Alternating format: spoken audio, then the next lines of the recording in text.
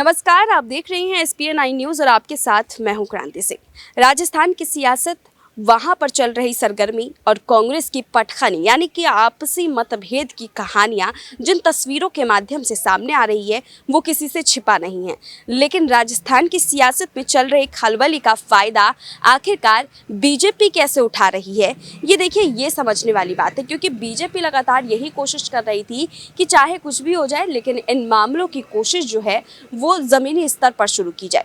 प्रधानमंत्री की रैली पहुंचती है राजस्थान में, लेकिन ये क्या एक इत्तेफाक है, इसको समझना बेहद ज़रूरी है। क्योंकि राजस्थान की रैली का यहाँ पर एक बीच समय सीमा के अंदर ही खत्म हो जाना और उनका नतमस्तक होकर के जनता से माफ़ी मांगना, ये साफ तस्वीर कर रही है कि यहाँ राजस्थान की सियासत में एक बड़ा भूचाल लाने की तैयारी प्रधानमंत्री नरेंद्र मोदी ने कर ली है। क्या है वो तैयारी, समझने के लिए देखिए हमारी ये खास रिपोर्ट। राजस्थान कांग्रेस में सड़क पर आ चुकी कलह के बीच आबू रोड में प्रधानमंत्री की सभा के सियासी मायने निकाले जा रहे हैं। नियम का हवाला देकर लाउड स्पीकर पर भाषण न देना, देरी से आने पर लोगों के सामने 3 बार नतमस्तक होना महज इत्तेफाक तो नहीं हो सकता। यही नहीं, राजस्थान बीजेपी के कई बड़े दिग्गज नेता एक साथ एक मंच पर थे। मैं सीएम फेस, मैं भी सीएम के बीच इसे एकजुटता का मैसेज देने का प्रयास माना जा रहा है। वहीं राजनीतिक जानकार पीएम के दौरे को राज्य में आगामी विधानसभा चुनाव की तैयारियों से जोड़कर देख रहे हैं। कांग्रेस की कलह के बीच सिरोही जिले में हुई इस सभा और लोगों के सामने मोदी के अलग अंदाज सियासी हलकों में चर्चा का विषय बन गया है। प्रधानमंत्री शुक्रवार रात को करीब 10 बजे अंबाजी से आबू रोड की मानपुरा हवाई पट्टी पहुंचे।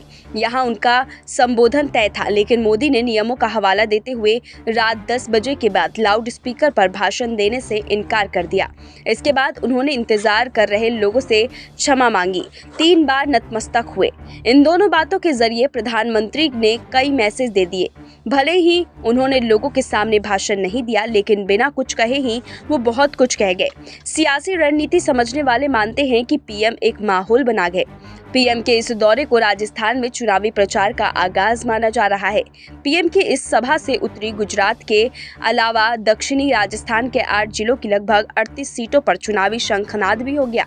प्रधानमंत्री के गुजरात दौरे को लेकर ये तय हुआ कि आबू रोड में मानपुरा हवाई पट्टी से पीएम दिल्ली लौट जाएंगे। ऐसे में पीएम का एक स्वागत कार्यक्रम वहां रखा गया। इसी बीच कार्यक्रम में सीएम पद को लेकर राजस्थान में भारी कलह उभर करके सामने आई। ऐसे में तय किया गया कि इस स्वागत कार्यक्रम के बहाने राजस्थान में बीजेपी के पक्ष में माहौल तैयार किया जा सकता है। कांग्रेस की खेमेबाजी और आपसी लड़ाई के बीच ये संदेश दिया गया कि बीजेपी पूरी तरह एकजुट है। यहाँ नेताओं के बीच किसी किस्म का मनमुटाव नहीं है।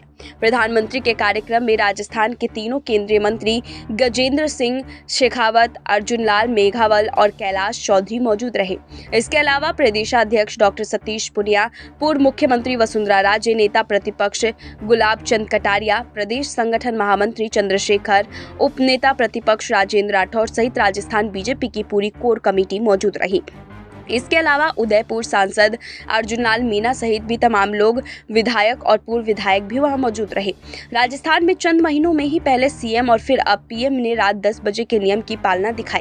कुछ महीनों पहले राज्यसभा चुनाव में से पहले जून में जब कांग्रेस के तमाम विधायकों की बाड़ेबंदी उदयपुर में थी, तब होटल ताज अरावली में विधायकों के लिए रोज सांस्कृतिक कार्यक्रम होते थे। इसमें गाना बजाना हुआ करता था, मगर जिस दिन सीएम गहलोत वहां पहुंचे उस दिन उन्होंने 10 बजते ही माइक पर गाने बंद करा दिए। वहीं अब पीएम मोदी ने 10 बजे के नियम के चलते सभा को संबोधित करने से इनकार कर दिया।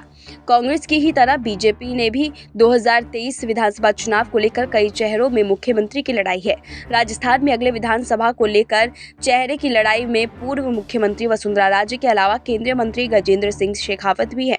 इसके अलावा प्रदेशाध्यक्ष सतीश पुनिया, केंद्रीय मंत्री भूपेंद्र यादव, नेता प्रतिपक्ष गुलाब चंद कटारिया सहित कई चेहरे अपना दमखम इसे लेकर दिखाते रहे हैं। हाल ही में कुछ दिनों में पूर्व गुलाब चंद कटारिया ने भी मजाकिया अंदाज में खुद को भी एक चेहरा बताया था। वही इसे लेकर राजस्थान के सीएम अशोक गहलोत कई बार कह चुके हैं कि बीजेपी में सीएम के 6 से 7 चेहरे हैं। पीएम के इस कार्यक्रम से उदयपुर और जोधपुर दोनों संभाग में मोदी का मैसेज पहुंचा है। दिसंबर में होने जा रहे गुजरात चुनाव के साथ साथ अगले साल राजस्थान के विधानसभा चुनाव भी बीजेपी के लिए महत्वपूर्ण है। यही वजह है कि बीते 10 सितंबर को गृह मंत्री अमित शाह ने राजस्थान के जोधपुर का दौरा किया था। वहीं अब पीएम सिरोही के आबू रोड पहुंचे। एक ही महीने में बीजेपी के टॉप 2 ने पश्चिमी और दक्षिणी राजस्थान को साध कर बीजेपी की चुनावी तैयारी दर्शा दी है। इधर दूसरी तरफ कांग्रेस में सीएम अशोक गहलोत और सचिन पायलट के बीच गुटबाजी और कलह खुलकर सामने आ चुकी है। दोनों के समर्थकों के बीच लड़ाई भी साफ तौर पर पिछले दिनों देखने को मिली। दोनों के समर्थक, विधायक और नेता लगातार एक दूसरे के खिलाफ बयानबाजी करते रहे हैं। वहीं दिल्ली में भी कांग्रेस अध्यक्ष के नामांकन के दौरान दोनों नेताओं के समर्थकों को एक दूसरे के खिलाफ नारेबाजी करते हुए देखा गया। प्रधानमंत्री नरेंद्र मोदी ने गुजरात के दौरे के दूसरे दिन एक एम्बुलेंस को रास्ता देने के लिए उनका काफिला हवाई पर रोक लिया। प्रधानमंत्री नई वंदे भारत ट्रेन को हरी झंडी दिखाने के लिए अहमदाबाद से गांधीनगर जा रहे थे। उसी दौरान हवाई पर एम्बुलेंस देखकर पीएम का काफिला रोका गया।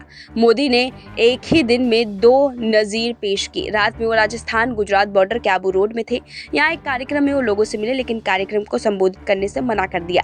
मोदी लोगों से बोले, रात 10 बजे माइक का इस्तेमाल करके नियम का उल्लंघन करने की मेरी आत्मा इजाजत नहीं दे रही है। यहाँ आप लोगों ने अपनी इतना प्यार दिया है कि मैं यहाँ दोबारा आऊंगा और इस प्यार का ब्याज समेत लौटाऊंगा। अब आपको बता दें कि यहाँ पर जो यहाँ प्रधानमंत्री नरेंद्र मोदी की तरफ से जो पूरी सियासी खेले को खेला जा रहा है, उससे ये बात बिल्कुल साफ है कि आगामी समय में एक बड़ा शंखनाद करते हुए नजर आ रहे हैं प्रधानमंत्री नरेंद्र मोदी। और यहाँ पर कांग्रेस जो है वो पूरी तरीके से राजस्थान में सिमटती हुई एक तरफ नजर आ रही है। राजस्थान की सियासत में इस बड़े उलटफेर का जवाब आखिरकार कांग्रेस कैसे देगी? क्या अपने अंतर्कलह को जो है वो मिटा पाएगी? क्या उस अंतर्कलह को मिटाने के बाद एक नई शुरुआत के तौर पर वो आगे बढ़ सकती है? क्योंकि देखिए, कांग्रेस के बीच में चल रही फूट, पायलट का ये रूखापन, ये सब के सब जो है वो बीजेपी को फायदा दिलाती हुई नजर आ रही है।